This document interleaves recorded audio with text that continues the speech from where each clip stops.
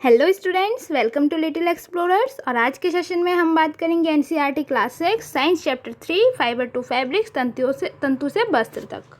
और इसके लिए सबसे पहले आपको देखना है ये इमेज। इस इमेज में आप देख सकते हैं कि डिफरेंट तरीके के जो ड्रेसेस हैं उनको पहना गया है, और जो वस्त्र होते हैं, फैब्रिक्स होते हैं, वो हम ओकेजनली या फिर अकॉर्डिंग टू सीज़न पहनते हैं। जैसे कि हम विंटर सीज़न में ऊनी या गर्म कपड़े पहनते हैं, और जब हमें गर्मी के मौसम में, समर सीज़न में, हम सूती कॉटन के वस्त्र पहनते हैं। जिससे हम इस प्रकार समझ सकते हैं कि आपके सामने कुछ फैब्रिक्स है। ये देखिए, कॉटन, सिल्क, जूट, वूल, नायलॉन, पॉलिस्टर।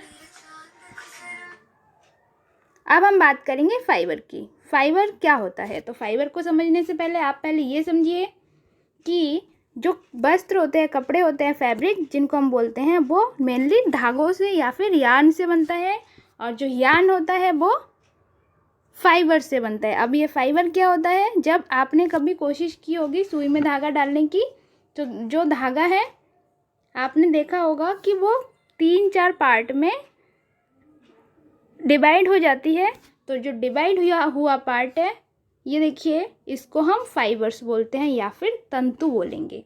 तो जो कपड़ा है वो धागे से बना, और जो धागा है वो तंतु से बना, अर्थात फैब्रिक यार्न से और यार्न फाइबर से। अब हम समझेंगे फाइबर्स के प्रकार। कितने प्रकार के? मेनली ये 2 पार्ट्स में डिवाइड किया गया है। एक होता है नेचुरल फाइबर्स, तो दूसरा सिंथेटिक फाइबर्स। तो नेचुरल फाइबर्स क्या होते हैं? जो फाइबर हमें पौधों से या जंतुओं से मिलते हैं उनको हम नेचुरल फाइबर्स या फिर प्राकृतिक तंतु कहते हैं। उदाहरण के लिए रुई, जूट, रेशम और ऊन। और दूसरे होते हैं सिंथेटिक तंतु फाइबर, जिसको हम बोल देंगे मानव द्वारा निर्मित जो फाइबर्स होते हैं उनको हम बोलेंगे सिंथेटिक फाइबर्स। एग्जाम्पल के लिए नायलॉन, एक्रिलिक और पॉलिस्टर।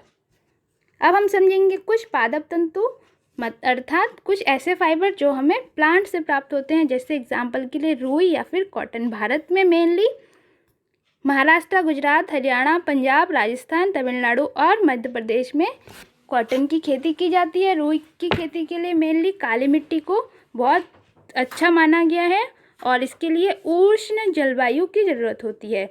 जो कॉटन होता है, रुई, वो हमें कपास के पौधों से मिलता है। तो जब भी बसंत मौसम स्टार्ट होता है तो कपास के बीजों को बोया जाता है, और लगभग 2 महीने के आसपास इसमें फूल निकल आते हैं, जो कि येलो या फिर वाइट कलर के होते हैं। और कुछ दिन बाद क्या होता है, जो फूल है वो फल में चेंज हो जाता है और एक गोला बन जाता है, जिसको कपास के बॉल कहते हैं।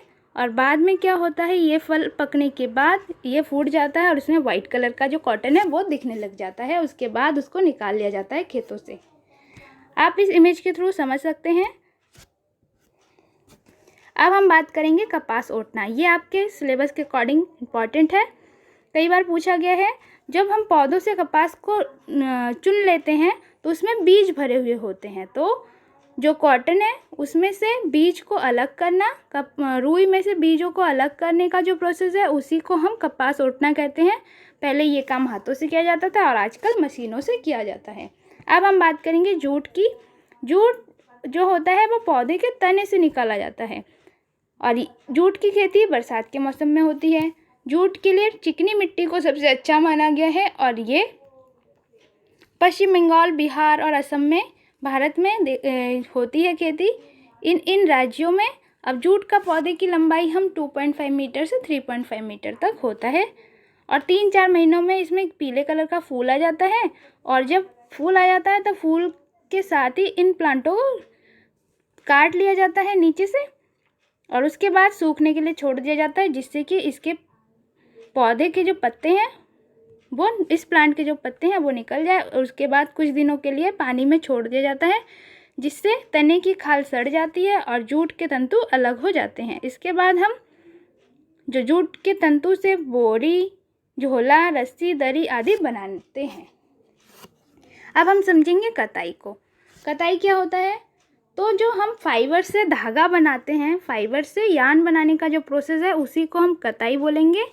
आप देख सकते हैं यहाँ पे फाइबर है, यहाँ पे हमारे पास क्या है, फाइबर्स है। और उससे हमने यान बना दिया। इसके लिए हम मेनली पहले के टाइम पे चरखे का यूज़ करते थे और आज हम स्पिनिंग मशीन का यूज़ करते हैं।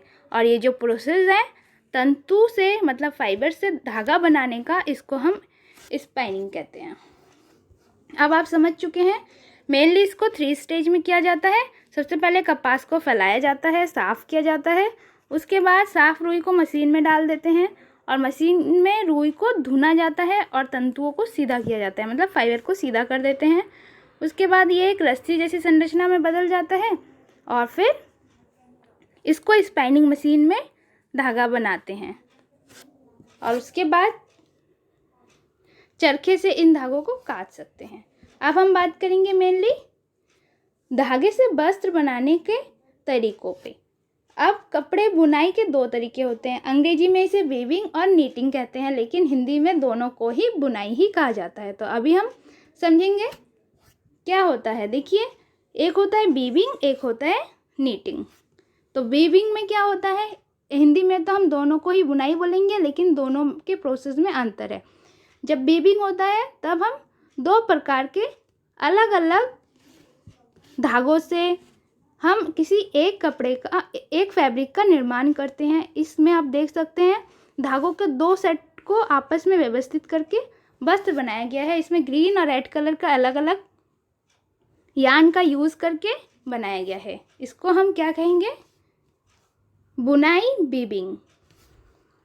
ये देखिए, इसमें आप देख सकते हैं इमेज में कि इसमें जो लूम है, लूम में ऑलरेडी एक धागा लगा हुआ है और इसमें दूसरा धागा डाल के कुछ वस्त्र तैयार किया जा रहा है। तो इसको हम जब दो धागों को मिला के वस्त्र तैयार करते हैं तो इसको वीविंग कहेंगे। और नीटिंग किसको कहेंगे, नीटिंग की बुनाई में किसी एक धागे का उपयोग करके वस्त्र को बनाया जाता है। जैसे कि आप देख सकते हैं कोई एक धागा लेके स्वेटर एक ऊन लेके स्वेटर बुना जा सकता है, मोजे बनाते हैं। इस इमेज में आप देख सकते हैं। अब हम समझेंगे कि इस लेसन से हमने क्या समझा। ये एक क्विक समरी है। वस्त्र सामग्री अथवा वस्त्रों में विविधता होती है, जैसे कि सूती, रेशमी, ऊनी और पॉलिस्टर। वस्त्र धागों से बनते हैं अर्थात यार्न से बनते हैं और जो यार्न है वो फाइबर से बनता है। कुछ फाइबर्स तो नेचुरल्स होते हैं और कुछ सिंथेटिक मतलब मानव निर्मित। रेशम, ऊन, जूट कुछ नेचुरल फाइबर्स है, जबकि नायलॉन और पॉलिस्टर सिंथेटिक तंतु या फिर फाइबर हैं। रुई और जूट जैसे तंतु जो है वो हमें किससे प्राप्त होता है, पेड़ पौधों अर्थात पादपों से।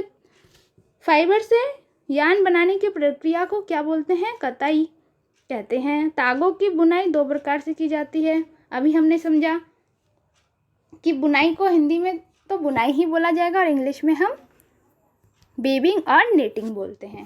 तो अब आपके लिए कुछ क्वेश्चन है। इसमें आपको प्राकृतिक रेशे या फिर प्राकृतिक तंतु और सिंथेटिक फाइबर में आपको डिफरेंस करना है। कौन कौन से नायलॉन कौन से हैं, ऊन कौन से हैं। उसके बाद ये आपको खुद से सॉल्व करनी है, कोशिश करनी है। उम्मीद करती हूँ आपको लेसन समझ में आया होगा। सेकंड क्वेश्चन में आपको सत्य अथवा असत्य का लिखना है। उसके बाद है रिक्त स्थान की पूर्ति कीजिए। पादप तंतु प्राप्त किए जाते हैं। पादप तंतु प्राप्त किए जाते हैं किससे,